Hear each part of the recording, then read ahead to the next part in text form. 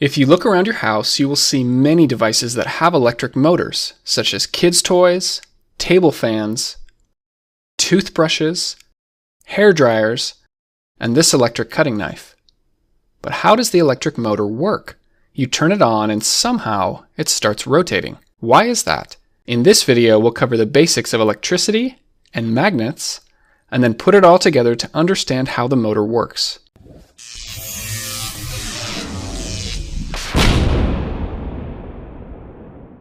This video is sponsored by Brilliant. Let's start with something called a circuit. You have a battery, some wires, and a device that uses electricity such as a light bulb. Electricity flows through the circuit.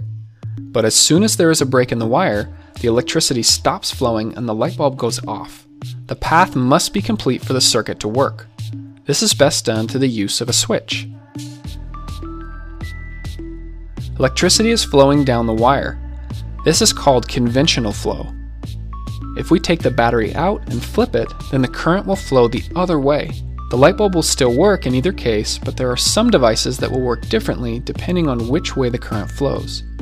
Okay, so that's the basics of a circuit. Now let's come over here. This is a magnet. It has a north pole and a south pole, and it likes to attract other metal objects like these paper clips. If you bring another magnet towards it, opposite poles attract, and the same poles repel. Magnets don't have to be in this shape. For example, some magnets might be more flat like this. You can think of this magnet as always on, it's always working, you can't really turn it off. That's why it's sometimes called a permanent magnet. It's made up of many smaller magnetic domains that are lined up in the same direction. But later I'll show you a type of magnet where this is not always the case. Let's take one of our permanent magnets and drill a hole in the center and put it on something that will allow it to spin. Now bring another magnet towards it. Our spinning magnet will immediately line up until opposite poles are right next to each other. Now switch out the side magnet.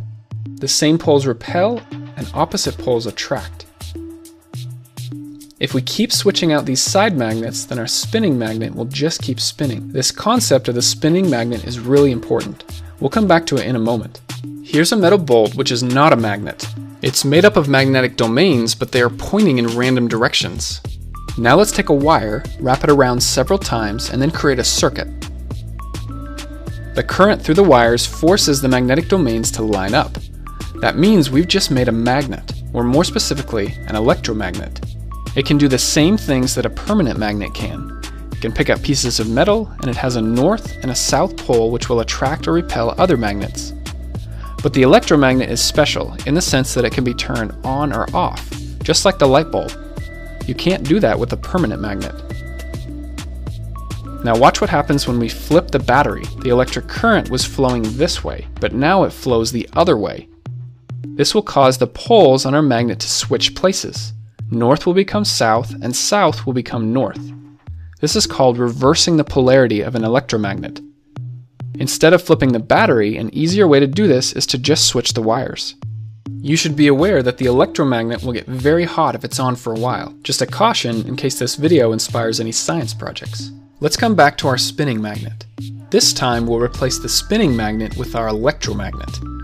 As soon as we connect the wires, the magnet turns on and it lines up with the side magnet. Now in reality, connecting these wires would prevent the bolt from spinning freely, but what's important here is the concept of the spinning electromagnet. Now let's switch the wires to reverse the poles on the electromagnet. The same poles repel and opposite poles attract. Now reverse the polarity again. Same poles repel and opposite poles attract. If we keep switching the polarity, our electromagnet will just keep spinning. To make this stronger, let's bring in another permanent magnet on the side. Notice how this side has the south pole towards the center, and this side has the north pole towards the center. The side magnets work together to spin the one in the middle. This right here shows the very basics of an electric motor. But we need to make a few improvements. The two side magnets can be replaced with stronger curved magnets. And instead of a bolt with wires, we're going to use a metal loop. This is called the armature. Connect our wires and we have a circuit again. This time you can think of the electromagnet as flat like this with the south pole pointing up. Now the armature will spin until opposite poles are lined up. We can keep it spinning by switching the wires just like we did before. But this is a lot of work to sit here and manually switch these wires. we need to add something to the armature called a commutator. It's a ring with gaps on the opposite sides. The commutator will spin along with the armature. Now we connect the circuit with two brushes on the side. These brushes will slide along as the commutator spins, and they are spring-loaded so that they always maintain contact. The current flows from the wire through the brush, the commutator ring, the armature loop, and back through the other side. Now we have our electromagnet and the armature spins. As we come around this time, the brushes will switch contact to the other side of the commutator ring. Remember, there's two brushes, so this is happening on both sides. Before the switch, the current in the armature is flowing this way. After the brushes switch sides, current will flow the other way. This means the electromagnet switches polarity, which will cause the armature to keep spinning. This commutator ring does the same thing as switching the wires like we were doing before, but this time it does it all on its own. It will continue to spin as long as we're connected to a battery. Disconnect the battery, no more electromagnet, and the spinning stops. Now so far we've only used one loop on the armature. This will cause our motor to have an irregular speed, and in fact, we could get stuck in this position, with the brushes halfway between commutator segments. What we can do is split the commutator ring and then add another loop. So first, the brushes are in contact with these two commutator segments, which turns on this electromagnet, which causes it to start spinning. Once we get to here, the brushes switch contact to the next pair of commutator segments, which means this loop turns off and the next loop turns on. Now this electromagnet wants to spin. The brushes switch contact and the next loop turns on. This keeps happening as our motor spins. It's almost like the loops will take turns being an electromagnet. Some electric motors will add many loops to the armature. This ensures that there will be a continuous spinning motion on the motor. This spinning force on the armature is called a torque. Stronger torque means a faster spin. There are some things we can do to improve the torque of the motor. Electromagnets are stronger when there are more wires. This is true when we wrap more wires around the metal bolt, and it's also true when each of our armature loops are made of many wires. The motor will have stronger electromagnets, which means it will spin faster. If you look at some pictures of real electric motors, you can see lots of wires wrapped around. And yes, this is the same reason.